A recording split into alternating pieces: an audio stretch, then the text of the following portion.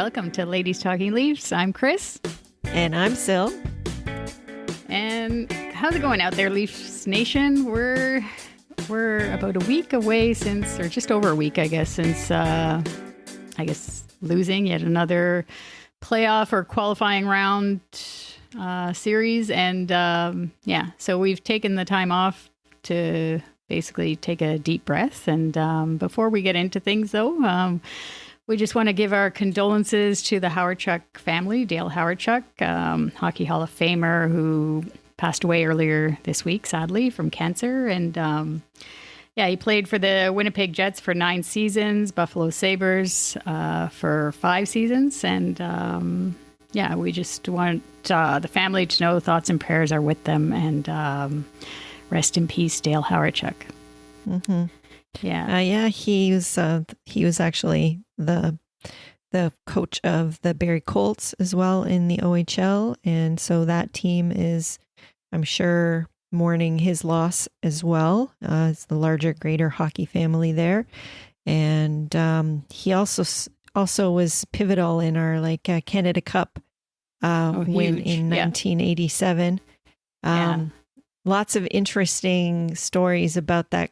This week, a little bit more insight, and it's it's very, very sad.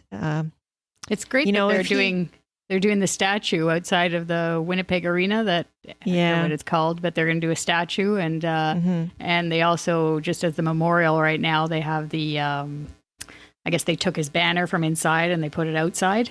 And they have a big picture of him outside the arena, and fans are going to pay their respects, that sort of thing. So that's it's a nice thing.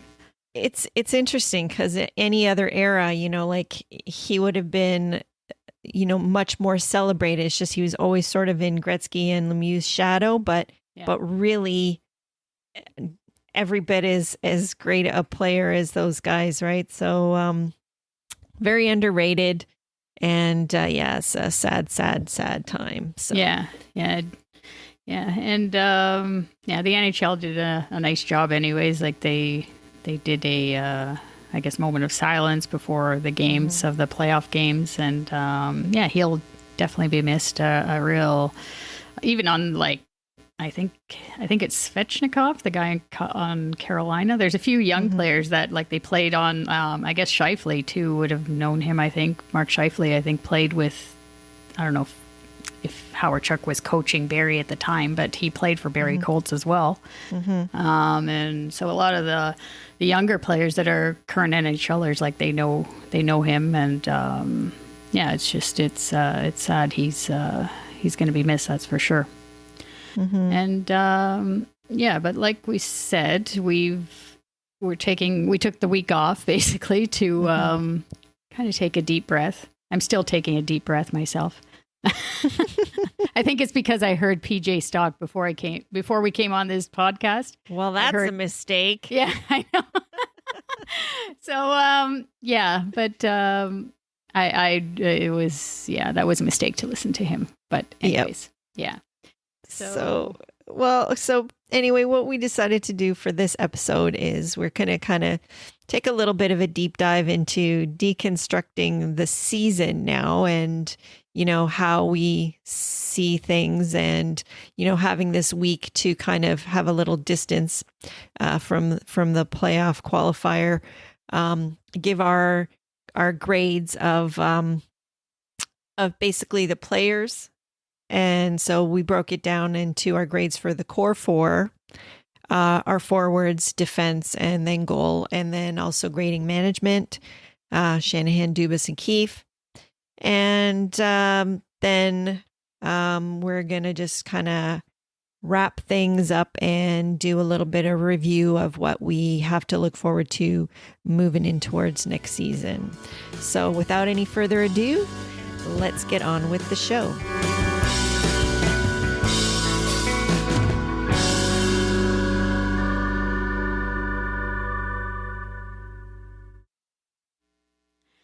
All right, so let's get into it here with this is for the regular season again, sort of thing, right? So, because Sil yelled at me because I actually did some notes for this show that were more based on what had happened with the playoffs. So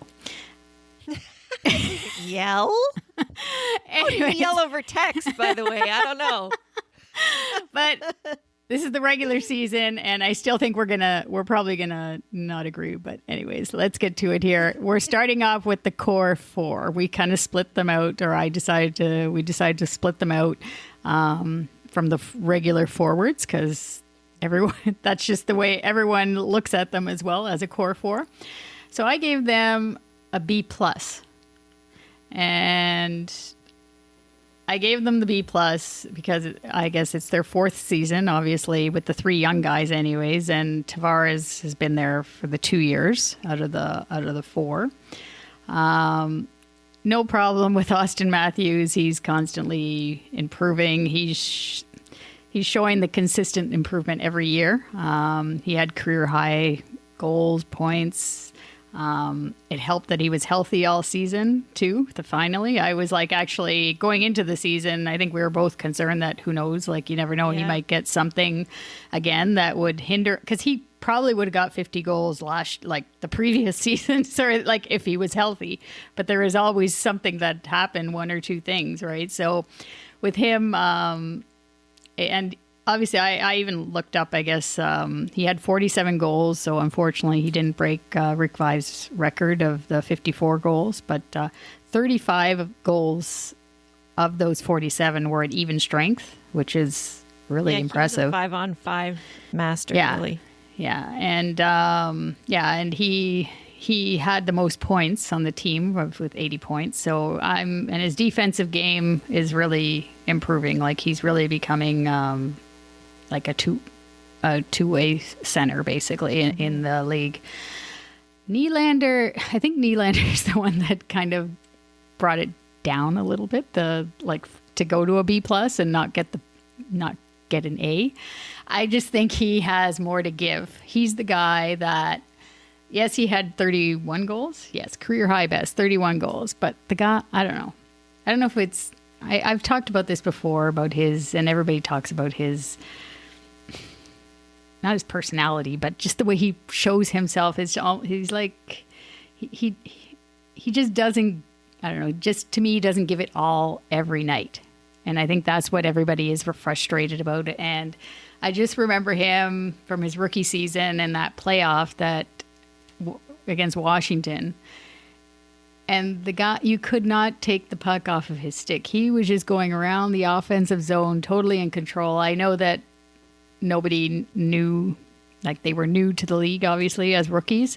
But I just think as he has grown, let's say 3 seasons later, I just think that he can do more on a consistent basis. But he had a good season. He ended with 59 points, and previously he had 61 points as his best. So he definitely probably would have beaten that, I think, right? So he definitely put up the points, but it's just that little extra that I think that he can give us that he doesn't give us on a nightly basis.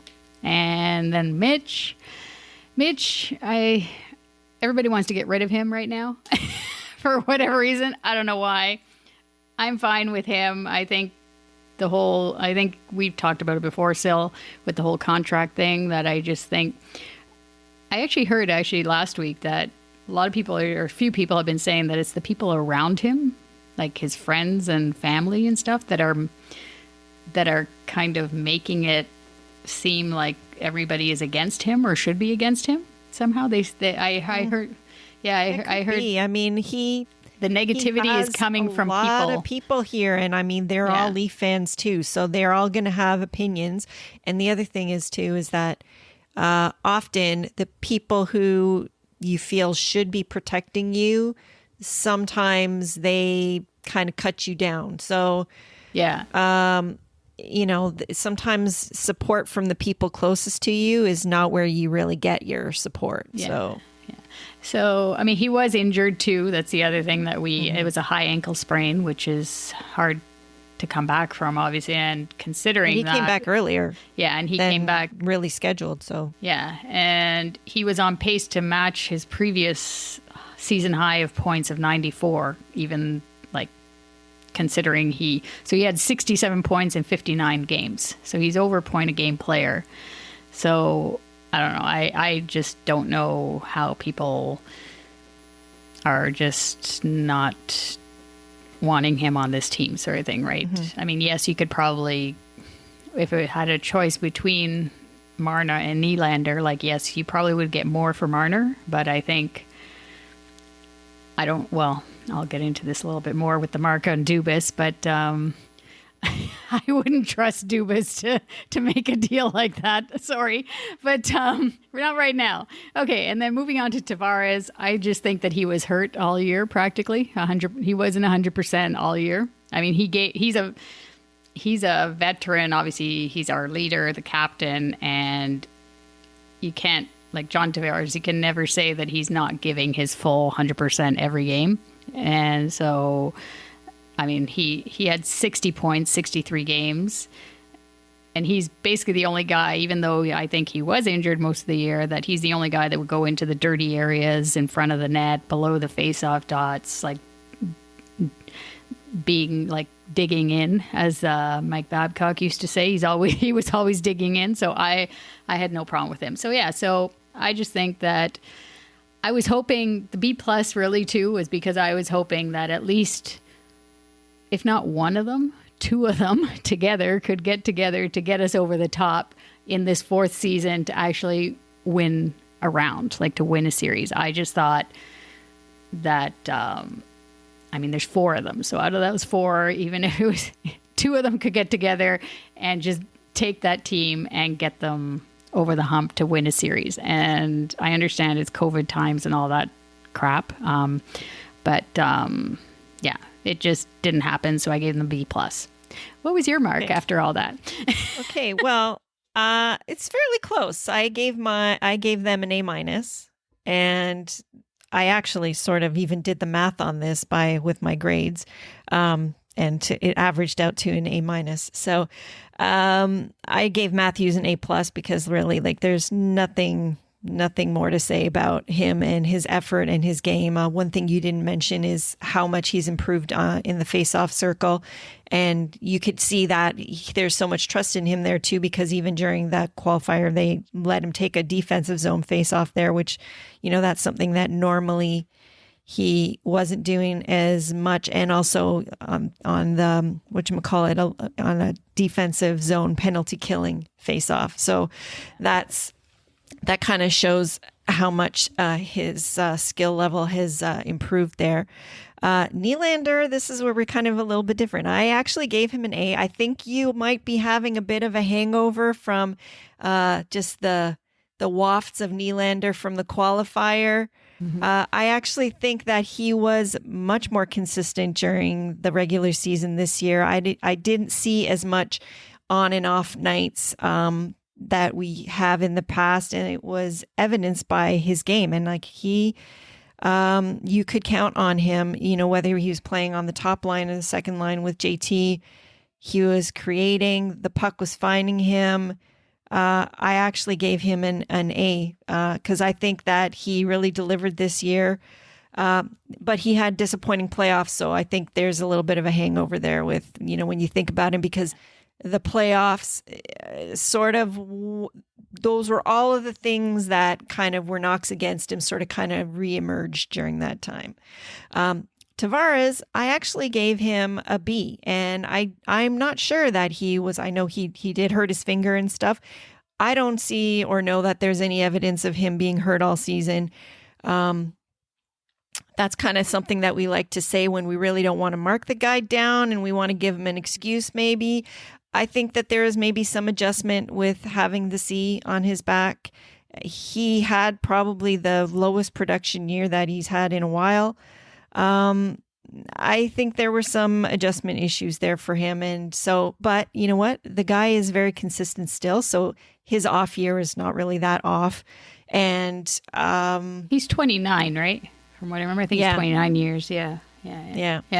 So, and I don't really see that there's a drop off, but every guy is going to have years where they're just not. And there's just a lot that happened for him in the off season. Okay. So he has a new baby.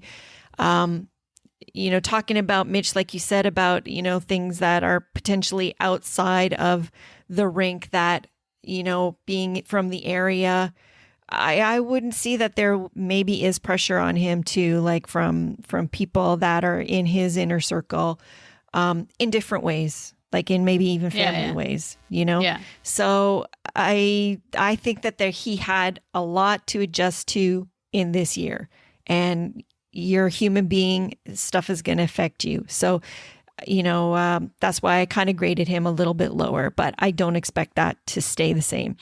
Mitch, I gave him a B plus. He so much as admitted that the weight of the contract was on him.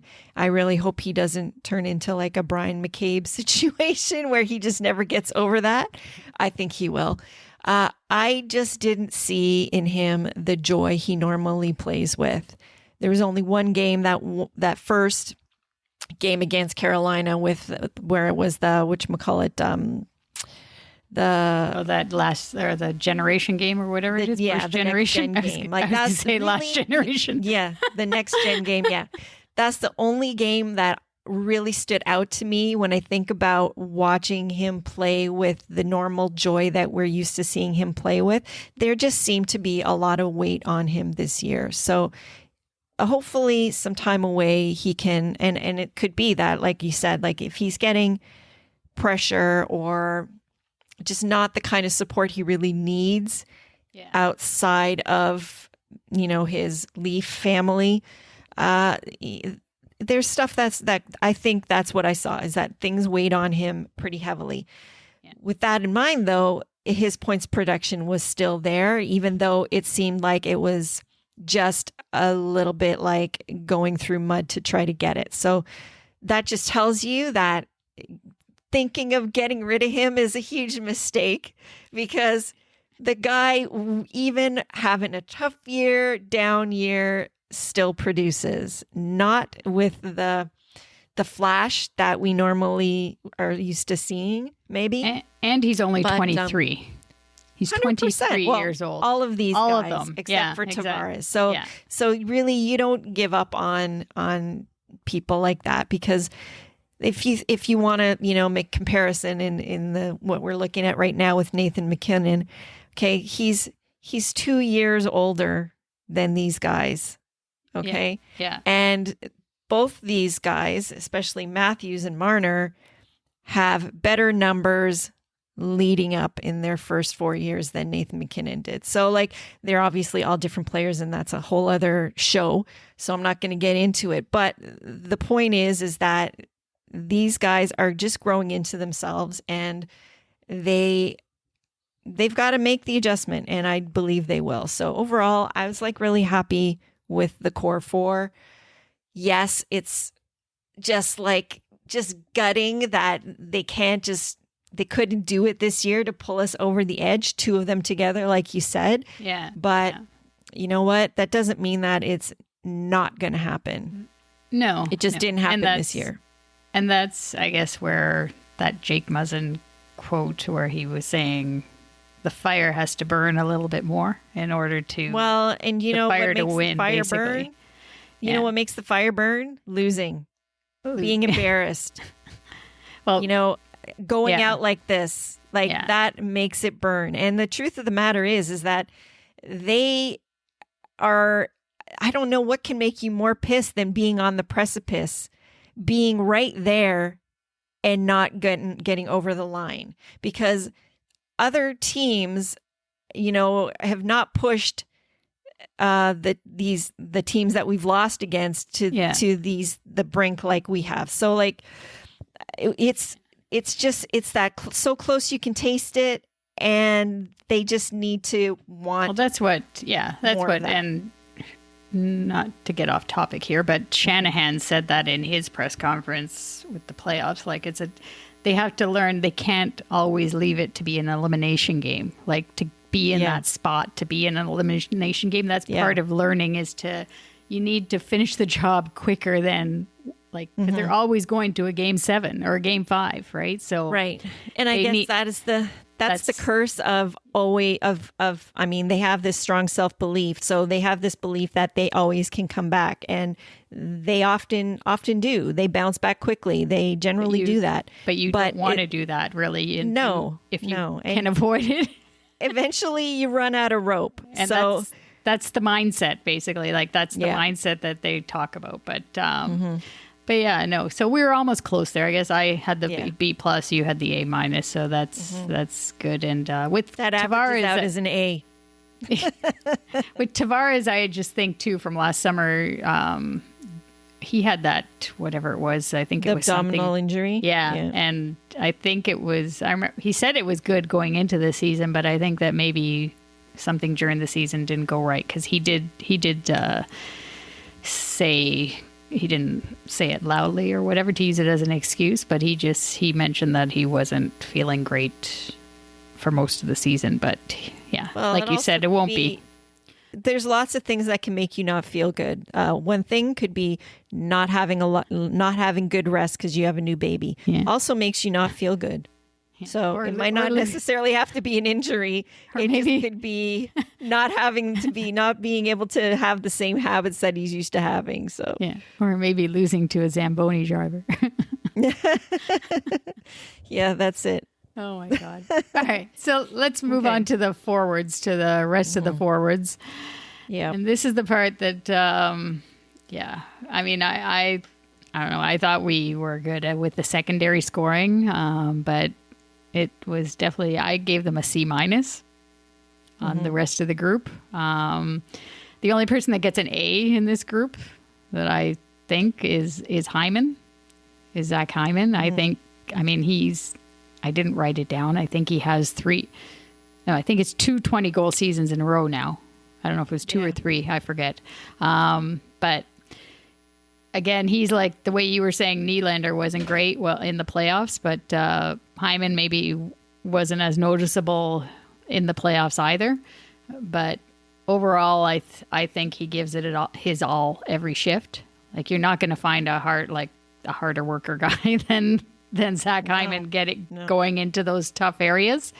And a lot of the other players in that group, in this group of forwards, the secondary scoring group, they don't even come close to what Zach Hyman does, in my opinion. Kapanen, for me, was a big disappointment during the regular season. I mean, I don't know what happened to him. And I was thinking, I think you mentioned it to me off the show at some point. He said maybe he needs a talking to by Shanahan, like the way he had with Kadri, because it's just, I don't know. I think he's maybe having too much of a good time off the ice. I have no idea. But because he has so much potential with the speed factor, and he just didn't have it this year for me. Kerfoot was okay. But for me, I'm always comparing him to what we had in Kadri as a third line center. We won't even go to Nazem Kadri. I actually did have something written down. Don't do it. Right, but it's in the back. Oh God. Anyways, okay, I'm moving on. So I know that's so hard for you. Yes, it is very difficult. So I give you a lot of credit. You got props for that. And then Mikheyev and Janssen were both injured for the majority of the season, so I'm not sure if it's fair to give them a grade at all. And I just found it odd how Mikheyev was like in the, what was it, the training camp for this playoff. Like, he was like listed as like the MVP of the training camp, and then the guy was invisible. Like, you didn't even know he was there, right? So I think we really could have used something from him. Again, that's for the playoffs, but during the regular season, he was playing so good up until that injury in December. And I just hope he can come back to being that player again, like with the regular season. And then we have Pierre Engvall, who again was nothing special after he signed that contract in February. I don't know what happened to him again. But yeah, like he didn't have it for me. Again, he's good on the penalty kill, but I mean, we're paying him over 1.5 million or something, 1.6 million for for like I don't know. Right now, it's like he's a fourth line player. And then there's the two guys that I actually would give also, let's say, close to an A. Well, especially the one is Jason Spezza.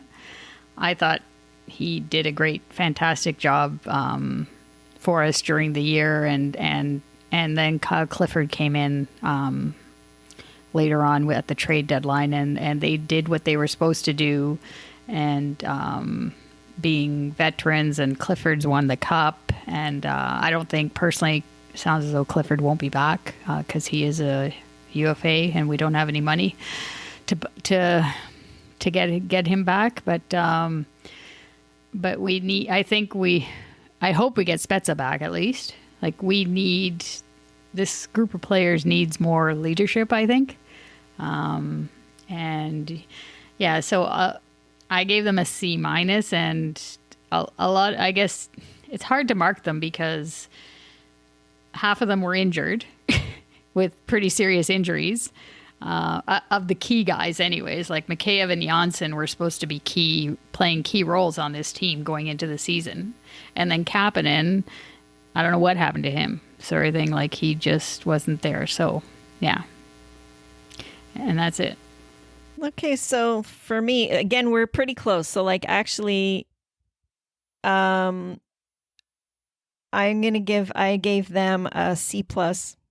So again, you're the pessimist and I'm the optimist in this duo here. Plus and the minus. Yeah. but I have similar thoughts to you. Hyman is the class of our secondary scoring. And he didn't have great playoffs, but I don't think that's indicative of his play in general. So he had a great season. He actually was on fire. He was like our empty net specialist. He is creating a really specialized niche for himself on this team. So yeah, like, I'm like, throw the money at him. Whatever we got left, when that comes up, I give it to him because we'll talk about that the next show. Yes, but, another time. That's for another time. But I agree with you that the disappointments, Kapanen, number one disappointment. I think he's just, I don't know. All I see is stuff about him and his dog. He's just too concerned with his dog. So I think he needs to be more concerned with his play. You gave Janssen, you didn't mark him. I marked him down. I marked him lower because I remember before he got hurt, I was not happy with his play. I didn't really see that he had much of an impact. However, most of that was during the Babcock time. So yeah, it's kind of I kind of give him an out in that I'm kind of interested to see how he is under Keefe for a whole year, for a whole season, because obviously, as evidenced by how Keefe feels about him and how much he trusts him, I could see him, having a much better performance potentially. So, but yes, small sample size with him, but I do recall that I just was like, I was very underwhelmed by him. Bright spots, obviously, Mikheyev, I marked him fairly highly for what he gave before he got hurt. Also Engvall, yes, he did kind of peter out a little bit, but I do think that he's another one that under Keefe for a whole season, it could be interesting to see. And he, I think, is going to carve out a good role for himself on the penalty kill. Somebody like Freddie Gauthier, I kind of thought he started out the season really, really well, really strong. And then so he was like up, and then I kind of marked him as even. His impact kind of diminished as the season wore on.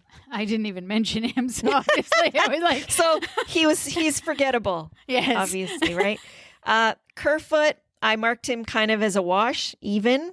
And he did what he was supposed to do. So he's third line center. he was pretty versatile. I think that we definitely could get more from him, but he's a good fit for that, for where he needs to play. I did not give Clifford really a grade because I thought that the sample size there, he did have a bit of an impact, but it's a little bit small sample size for me. Spezza, it kind of tugs at the heartstrings a little bit, that guy, but there's intangibles there that he has to offer. If they don't re-sign him, I would love for him to just retire and become a coach on our team, because honestly, I think he has a lot to give these guys. I loved during the playoffs how he was working with Robertson after their practices and stuff. There's just so much that he could give, and if he can't win the Stanley Cup on the ice, maybe he can still stay in our organization and win one a different way when that does happen. Well, there is an assistant coach. There is an assistant coach opening. So yes, yeah, I know. Who knows? Two of them actually, because McFarland left and then they let a person go. So that was a video person, though.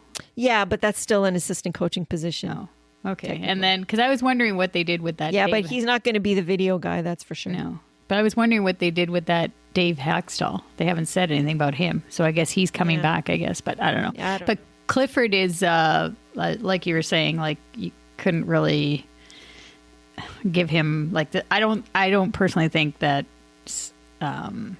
what's his name, Sheldon Keefe, really likes his style of play or something like that. I don't know. He didn't really use him a lot, like you were saying. So it was yeah, but it's like hard to get into a person's head. You can speculate on that, but I don't know if that's really true or not. So, yeah. All right. But anyways, let's move on to our lovely defense court. This should be interesting. Oh God, the defense. Why is it always the defense that's the problem with this team? I don't know. It's going back to, I don't know. Like forever. I was even looking back at some of the defense, like even from the mid 2000s sort of thing. And I'm like, just look at that. And it just never improves. The names it's just insane. Anyways, I gave them a C. And when we do have somebody good, we tend to destroy them. So yes, yeah, no matter what, it's like you just can't win. It's like either they're crap or really crap, or they're good but not good enough for us. Yeah. So then we just basically ride them out of town on a rail. So anyways, so go ahead. But so I gave them a C. And as a group, I could have given them worse, but I thought, I don't know. I just thought to myself, that's when I started. Have sympathy. You have empathy. Well, that's when I started looking back from even when we had good teams. Right. The defense was shit, basically, or what we thought they were good teams who went to like conference finals and we almost made it. And even with Dougie's era back then in 93, 94, like the defense wasn't great, but they had obviously they had like the will. That was the part with the will and that chemistry that they had with that team. But that whole team was it's different. Nowhere near as talented as this team. For sure, yeah. Not even close. Yeah, and it was a different era and all that. But still, the defense always sucked in our opinion, and it still does. And I gave him a C. So Riley looked great in the playoffs. He was like looking fine. If he comes back like that, I'm more than happy with him. But most of the year, you couldn't really, you felt bad for the guy because you know that he's, like, they're all competitive, but he's extreme. I think he's on a different level that way, and it totally bothered him that he couldn't perform the way he wanted to. So he had that. Was it his ankle? It was his ankle, I think it was, because I always get mixed up with him and Muzzin, because him and Muzzin are basically the two keys that are really good defensemen on this team. Those are the only two, in my opinion, that are like Riley, I would say, is like a 1A and Muzzin is the 1B. But Muzzin, we saw how important he was to the team when he got injured in the playoffs. We probably lost because he was out. We probably would have won if he... It's that close. I agree. Yeah. Just he has those intangibles, like you were saying about Spezza. He's the same guy, sort of thing, right? And he's won a cup, obviously, and he's the only tough defenseman that we have. So those two, I mean, they're at a different level. And he makes people better too. He makes people better. Oh yeah, for sure. Like Justin Hall, well, you definitely saw, like, even during the regular season when Muzzin was out, Hall is not the same player like that he is when he is playing with Jake Muzzin, right? That's just a fact that Muzzin drives that pairing basically. And then Dermott, he's not as bad as Kapanen, let's say, but I just thought that he had that shoulder injury from last year, and I don't know, he had the full time to recuperate, and then with the coaching change again, maybe that helped him a little bit, but I just wasn't. He was supposed to jump up and take Jake Gardner's spot, basically, to be like a number 3 or a number 4 defenseman, and he did not do that. In my opinion, he did not take that next step, and now he's in this contract year with being an RFA. But yeah, I wasn't impressed with him, and then I'm not going to say anything about Tyson Barrie and Cody Ceci except for goodbye.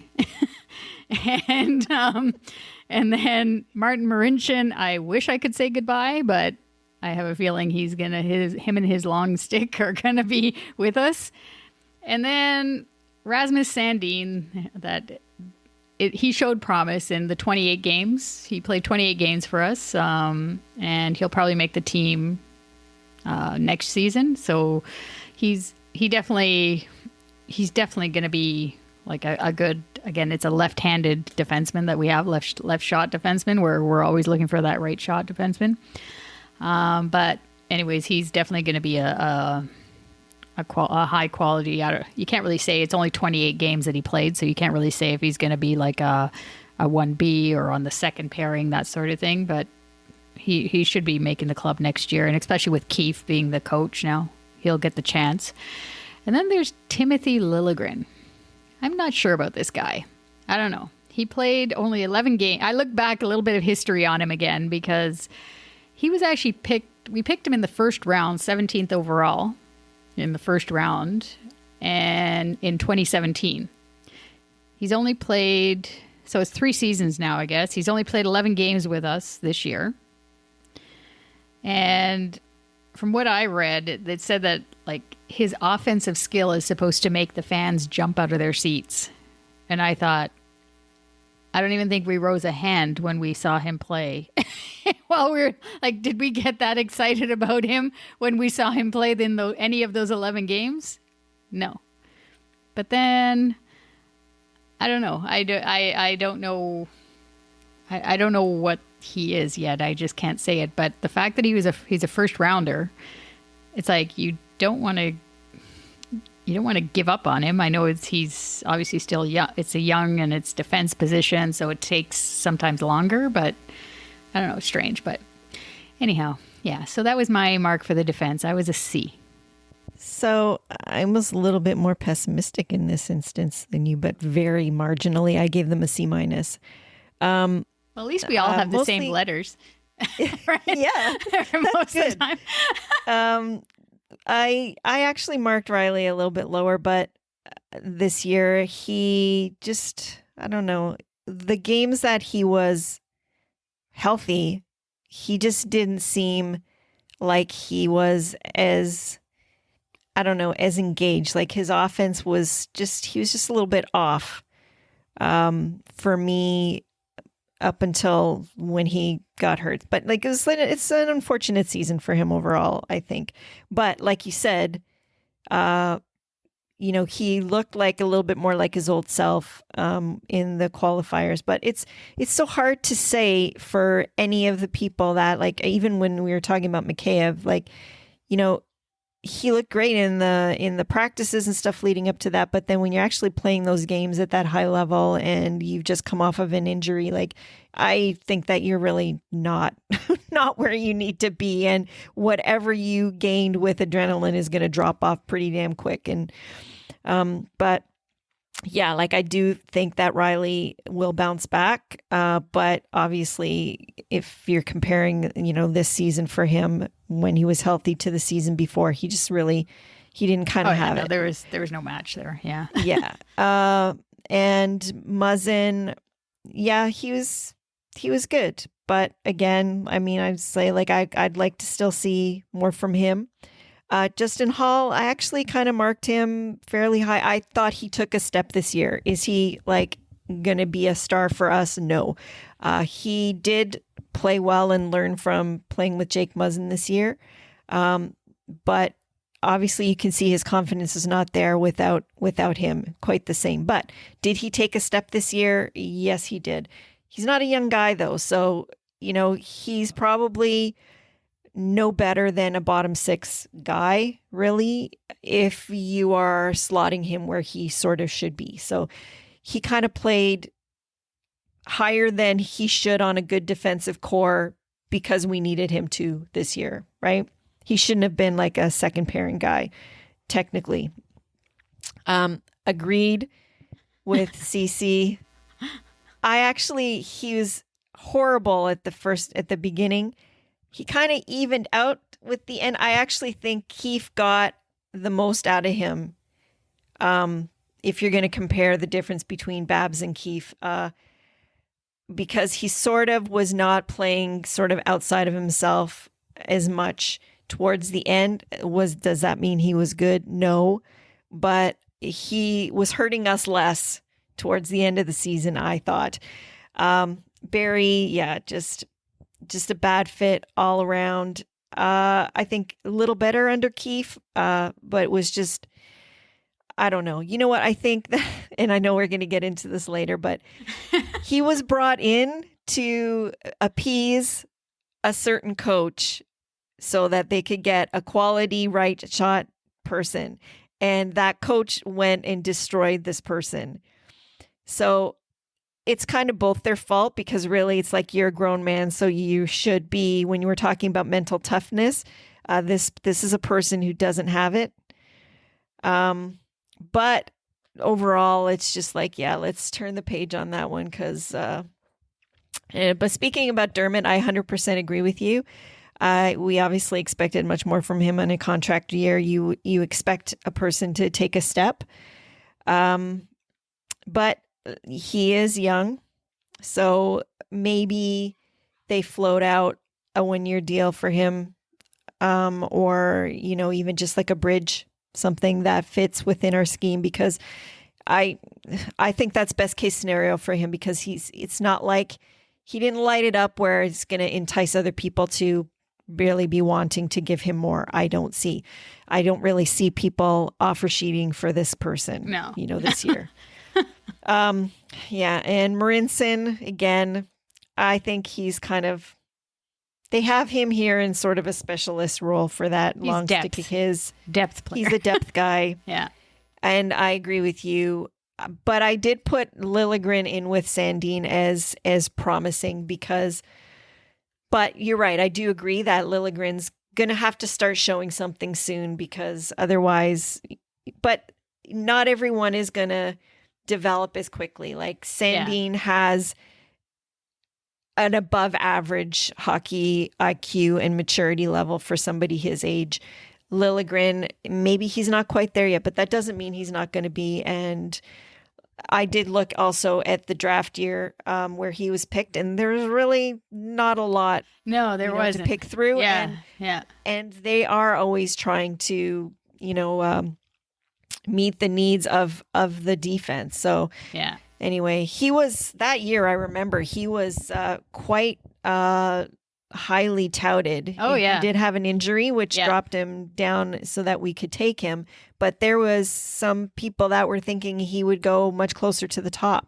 So I know. So, it's just a question of, can he make that step to turn that potential into something more tangible? So, yeah. All right. Well, we're close there. Let's go on to the goalie. This one was tough, boy. I don't know. I've been listening. I've been listening to too much on the radio and TV analysts. Okay, I gave them a B. just a straight B for Freddie and Jack Campbell. Freddie. Well, see, okay, go ahead. I don't know. Freddie, I'm worried about him actually going into this contract year. He just he wasn't great, obviously, during the regular season, but to me, the team in front of him wasn't great either. So I mean, sometimes, but I know it was actually his worst season for the save percentage. He just had an off year that way, but I still never, each game during the regular season, I never actually said, oh yeah, that was definitely Frederik Andersen's fault that we lost that game. I could never say that. So, and I don't know who would be better, considering the type of team we have, who would be better to have. I don't have that answer. So I do. Cujo. Oh, wait. No, that can't happen anymore. Yeah. So therefore, no, there is nobody. Yeah. And I mean, it's up to him, obviously, to be like, he always has that slow start, like the way they always say, sort of thing. So, and obviously in the playoffs, not getting it done for us, let's say, in big games. And so it's those are the things I think that why I gave them the B as well, is because he doesn't, I guess it's the same story every year that way. And it's like, he should be able to improve on at least one of those things, sort of thing, right? Whether it be starting off better or getting us through the playoffs and getting us that win. I just think that those are the two things that he needs to work on. But I still can't say that he's the reason why we are where we are, sort of thing. Like, he, to me, has played phenomenal, regardless of the regular season. May have been up and down for him, but the whole team was up and down. So, and I do worry about him, how it's going to affect the team as a whole. Like, if they do trade him, I think he's a pretty big piece that way of the leadership in that room. And just him going into the contract year, I think it's, I don't know, his mindset. I'm worried about that somehow. Like, I just hope it doesn't affect him, sort of, like, and his play, and because obviously people are going to be asking, the media especially here. He knows that. And then Jack Campbell, I mean, what's not to love about Campbell soup? He obviously just, it would have been nice if Dubas got this guy a little bit earlier in the season, instead of letting Hutchison mess us up. But anyways, he played well. He showed excitement that he joined an original six team. He's from Michigan, so he obviously is close to here, so he knows what it seems to know anyways, that what it means to be a Leaf. But he only played 6 games, right? So you can't really give much of a mark, but he seems to be a team guy, and he doesn't have to sit behind the bench, and he's lucky enough that he didn't have to sit behind the bench and do the what Babcock used to have the goalies do to keep them in the game, to take the number of shots or whatever it was. He didn't have to do that. So, I think it was a good move to get him, and I think he's under contract for another 2 years. So it was a good move to get him, but it was a bit too late on the part of Kyle Dubas there, I think, like for this season anyways.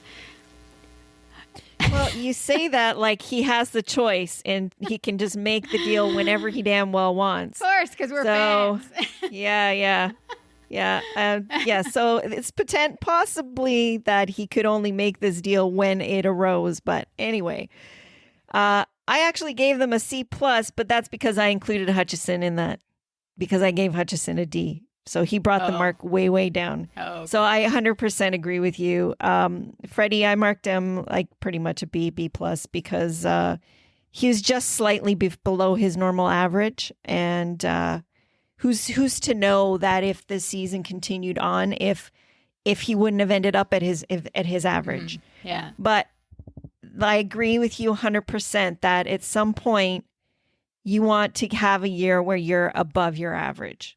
Yeah. And he really doesn't often do that. So most of the time, like, his numbers like all line up exactly the same every year, and we need one of those outlier years from him. Whether that means, like you said, coming out and starting stronger, And that maybe they need to work on his head a little bit more. In fact, like I kind of feel like, a lot of attention was made with the amount of time they work on their skills, even in the summertime and stuff with special coaches and everything. To me, maybe this summer, especially having it be COVID, it's a good time to get them working on their minds. So they need to all be spending time on their heads more than their bodies. I think with him, it'll be good to go back to Denmark too, to be with his family, because he was basically hanging out with Austin Matthews in Arizona the whole time, and that's it. So well, and the thing is that's the other thing, is that this is a very odd year. We don't know how, being away from people that you normally would be able to have contact with whenever you want, that is taken away from you. Like, even though you can talk to them, deep down, that if you really wanted to go to them, you can't, it's hard to do. So look at like this whole Tuukka Rask situation, like it's not normal, not regular. And we don't know how these things affect these players, and they're human beings too. So, and same, I agree with you with Jack Campbell. Again, but I say short sample size, but I mean, the guy's a positive influence. He's the perfect guy to be a backup, and he's supportive, and like there's nothing really bad you could say about him. He performed in the games that he got in. So I have no complaints there. Obviously Hutchison was, what can you say about that? That was just a disaster. So those are two players I didn't mention. I didn't mention Freddie Gauthier and what's his name? Michael Hutchison. I was going to say Dave Hutchison. Dave Hutchison was an alumni. Anyways. But you know what? Again, like I have to say that, you cannot look at the season and forget about Babcock. I mean, that is such a huge piece. And of how everything started off. And he, by the way he handled, like, who's to say too that even if we had Hutchison and Keefe started the year, if he would have been as bad, because Keefe would have used him differently and maybe put him in spots where he would excel, instead of, sticking to his, this is what I do with my backup goalies bullshit that Babcock does. So he kind of destroyed this guy. Yeah. Which is horrible. So anyways, now on to the fireworks. Okay, let's go. All right. So Sheldon Keefe, we're starting with Sheldon Keefe. You want to, you start with Sheldon? Okay. Yeah. Cause we're not, I didn't mark Babcock cause he's gone. Obviously I didn't think to mark him. So Sheldon Keefe, I gave him a B. It was interesting. Actually, the change needed to happen, and it was good to start, but then after a while, it started to grow a bit. I was growing tired of that whole having the loud music in the rink, and the guys having being loosey-goosey, and having the skills coaches and the four dividing them up into, I don't know, they had one group over in one pad, another group in another pad. It just seemed like a lot of fun in after a while, but then that kind of changed because the team, they started off well, obviously, and then the team wasn't great. Let's say, I think it was like in end of January, early February, it was like the up and down season. But I like that he liked to try different things with his line combinations. Definitely, he wasn't set in his ways like the way Babcock was. Players seemed to like him and look forward, and they're definitely looking forward to like a full season of him being the coach. And he and Dubas obviously have the strong relationship going back to, they're both from the Sioux Greyhounds. And I didn't realize, I think maybe it's been a while, obviously, that I've heard this, but Dubas hired Keefe as the coach there mid-season in the Sioux. So it was almost the exact same predicament here, sort of. So and then Keefe got hired to be the Marlies head coach too, so by Dubas. So they're following each other along. So these two are basically tied together, depending on what happens with this team moving forward. Really, those two are tied together with everything that their vision for this team. And yeah, he'll get the chance. I didn't mind him. He was okay. I mean, it's hard. It was only, I guess it was from December that he took, or late November that he took on, but the job. But I just liked his. I liked the fact that he was trying the different things, and you could see his frustration. Though it was almost like he had the same frustration in a different way, though, as Babcock with the team with the defensive part of the game, and later on, as he, like, going into February and March, he was getting a little bit, I think, pissed off. but yeah, so I gave him a B. Okay, so I actually gave him an A. Okay. And the reason being is that I think that immediate impact was significant. His willingness to make adjustments. He did kind of gamble in the playoffs and it didn't kind of work out, but I like that he's willing to do that. I just think that he, given what he had to work with, no training camp to start with when he came in, short, kind of weird sort of training camp right before the playoffs. He basically had 3 months. And just as he would have potentially was starting to make adjustments, moving our team in the right direction, the season stopped. So there's like about a good, 6 to 8 weeks there where, we weren't able to get what he would have done, going forward. But I like that he is a thinker, and the biggest difference I see between him and Babcock is Babcock has his structure, the way he thinks things should be, and he tries to fit everything into that. Whereas this guy is like, okay, if I'm not getting X out of this player or this area or this line, he's willing to think about how to do things differently so that he can get the most out of those players' strengths. So I think that is going to bode well for us with a full season under him. So maybe my A is a little bit on his potential, and it is a smaller sample size, and he's unproven 100%. He's never coached in this league, but I don't know. There's something about the way he looks behind the bench, the look on his face, that he is filing stuff all the time. Yeah. And I kind of think that he's got a fire. You want somebody with a fire in him. He has a fire. Yeah. For sure. And he'll get to hire. Yeah, he'll get to hire his own assistant coach now too. So I don't know if it'll be both or just the one. So that'll be good too. Yeah. That's a one key thing. They're talking about Bruce Boudreau coming in. I personally, as much as I really like Bruce Boudreau, and it would be, a dream for him to be behind the Leaf bench, the guy wants to be a head coach. I don't really like the dynamic of bringing in somebody like Keefe, who's a young coach, first-time coach, and before he even starts, kind of putting almost a lame duck label on him by having somebody who could step in if he missteps. Mm.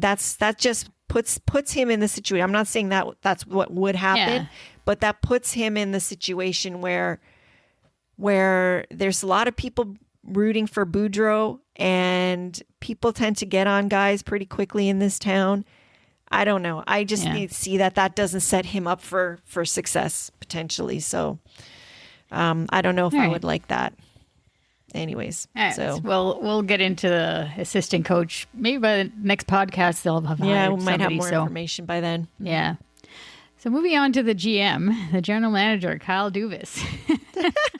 I know for sure that we're not going to be close. Okay. So I gave him, you're thinking that I gave him an F, but I didn't go that bad. I gave him a C. I gave him a C minus. Mm-hmm. And okay, so he's only in his second year. That's fine. I was GM. And okay, so let's just say this upcoming off season is going to be huge for him. like on how the team performs going into next season is going to be huge. He definitely lost in the Kadri deal.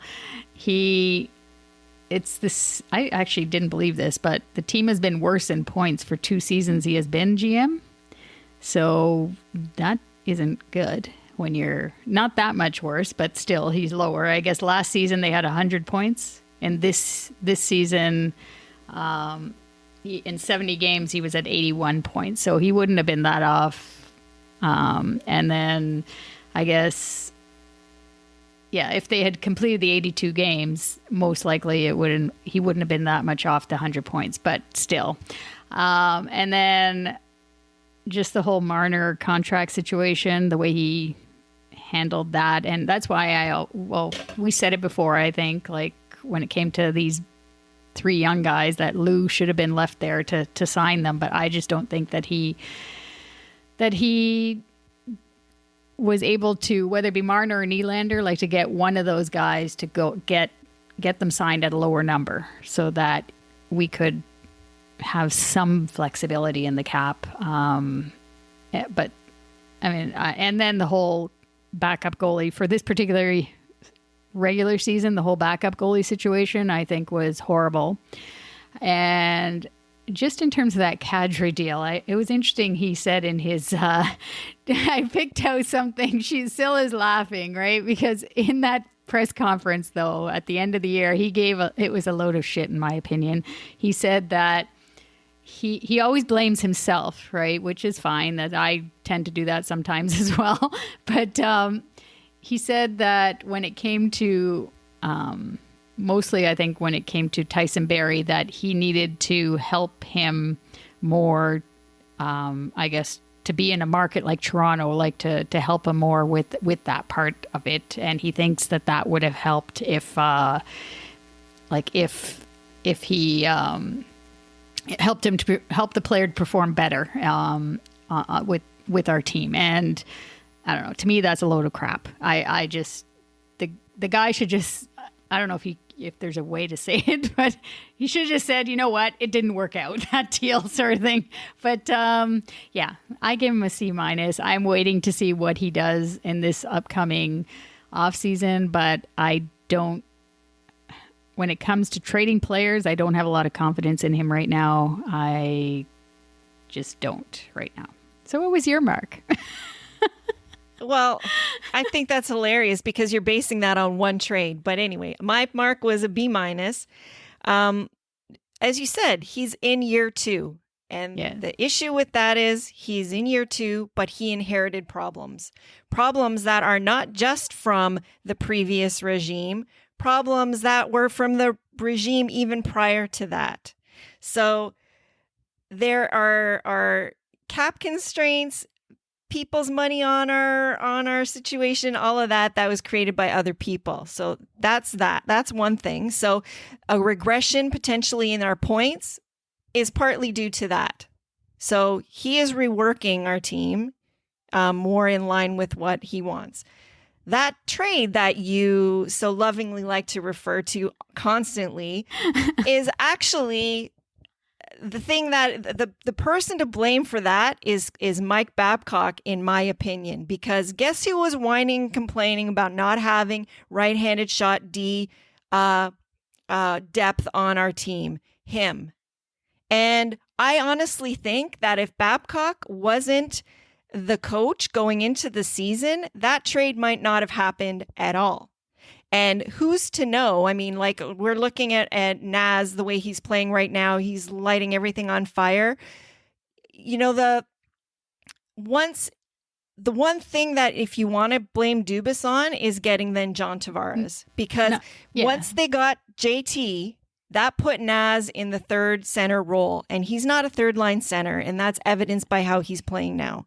So the fact that it's the minute he got moved from that second line to the third line, everything started dropped off for him. He wasn't getting the minutes that he's accustomed to or that he needs to be getting.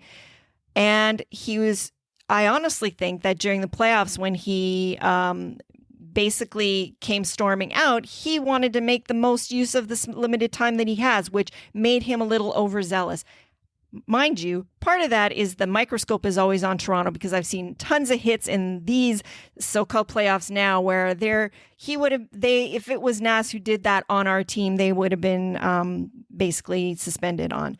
So there's so many variables involved in this. Yeah. And there is not a single analyst who at that time said that trade was a bad deal for us. Nobody. Not one. You can't say you can't say it was a bad deal. It was not a bad trade at all.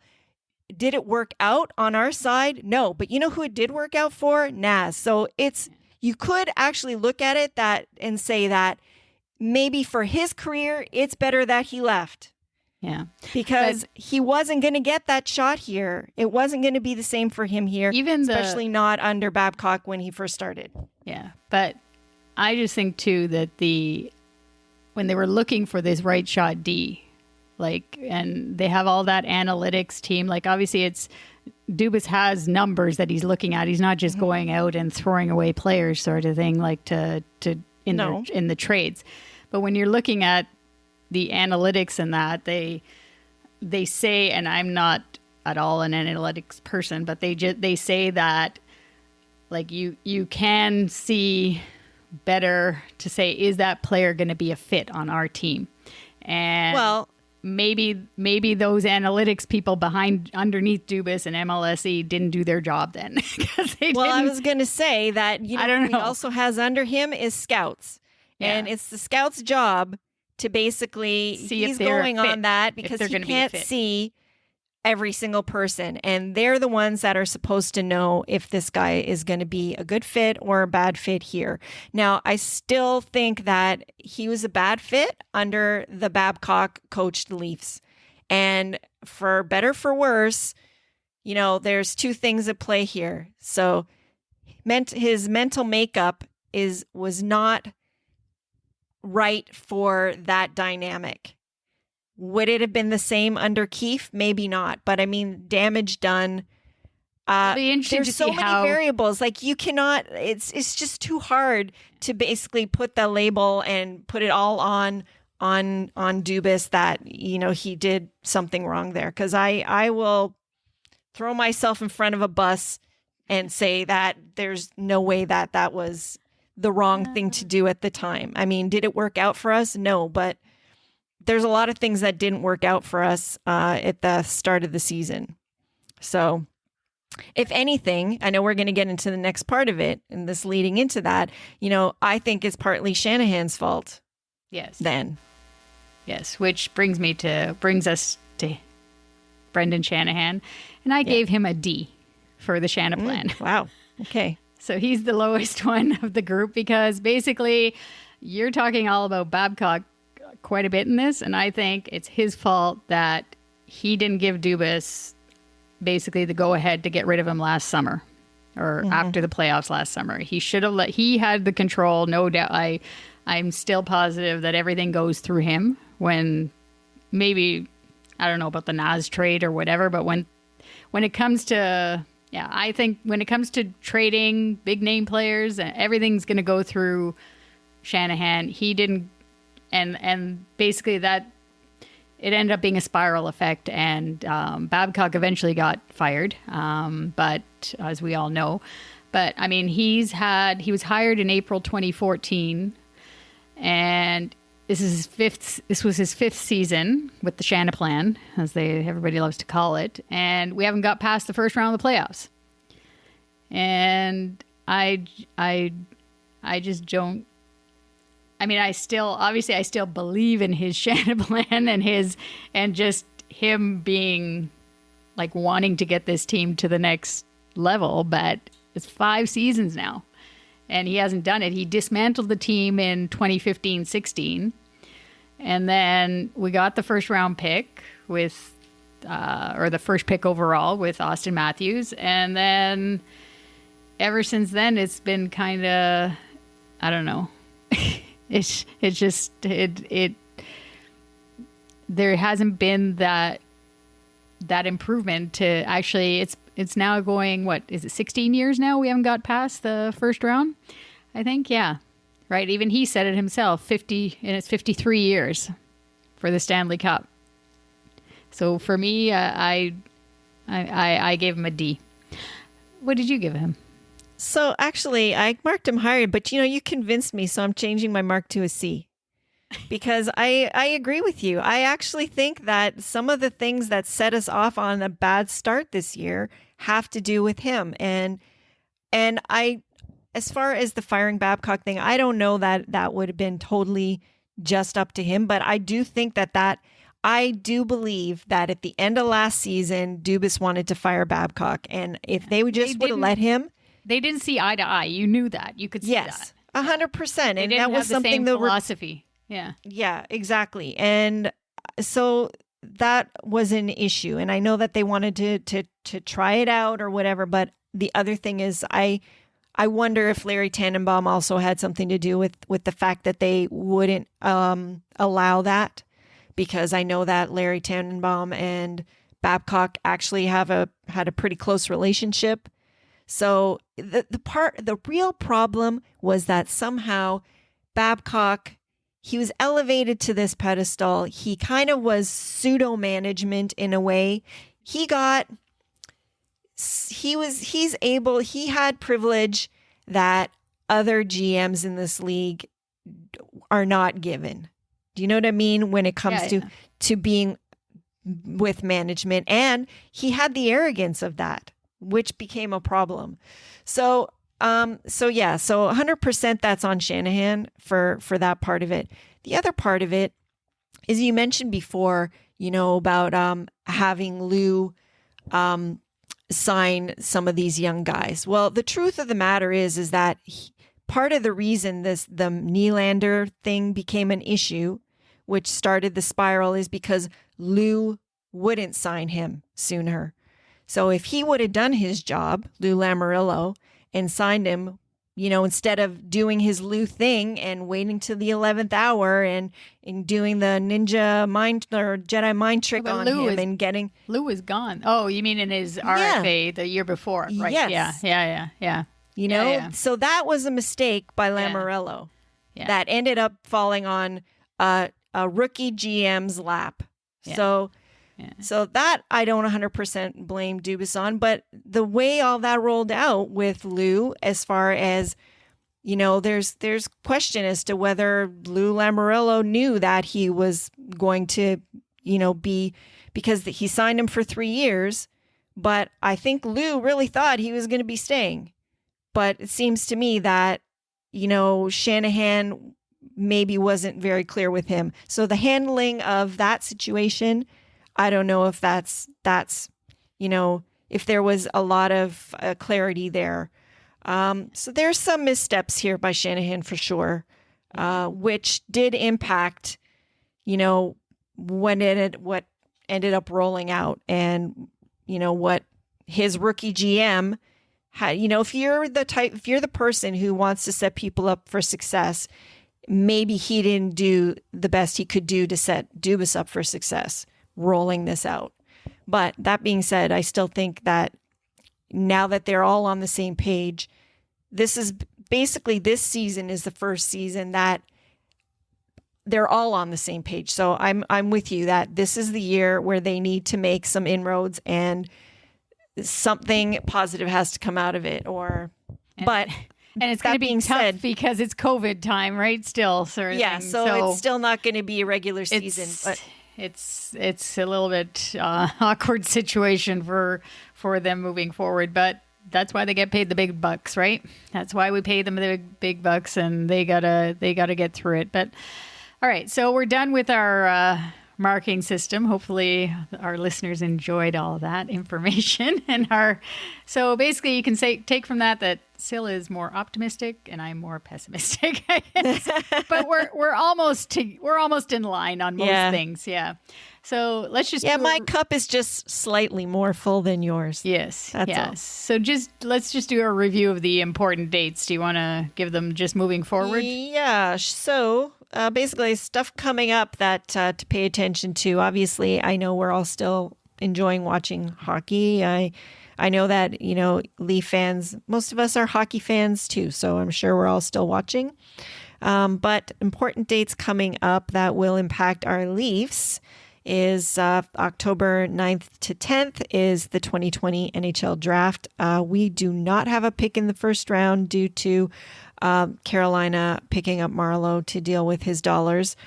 So now they're going to be getting our first rounder, and we will start picking in the second round. After that, November 1st, NHL free agency will be open. So that should be interesting. I don't know. Like, this is just such a bizarre time. So I don't know what's going to happen. Who knows? And there's going to be so many issues with a lot of team and the cap situation. So we probably will on a future podcast talk a little bit about those situations.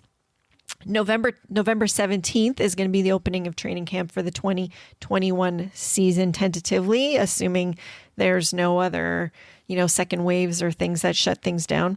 And December 1st, we could be enjoying the opening of the 2021 regular season. Mm-hmm. Yeah, and all that is subject to change, but that's basically right now where the NHL is at. So we'll be back since the playoffs are over. We'll be back in our normal spot for release dates. We're going to start doing this again monthly, which is the first Wednesday of the month. So next time you'll hear from us will be on the 2nd of September, and it'll be our first anniversary episode. Woohoo! And so you'll want to tune in for that to hear the winner of our first anniversary contest. And as always, we'll have Leaf Talk. Plenty of, there'll be something to talk about then. There always is. Yeah. So you want to give them the details? So just to remind you of the contest, we're going to keep giving you some chances to enter on social media channels. So you can follow us on Twitter, Instagram, and Facebook at LTL1917. To enter the contest, we would like you to follow us on Instagram, like the anniversary post, and tag 2 friends. And that's it. And that's all you have to do to have a chance to win a $50 e-gift card of your choice. So I guess that's all we have for today.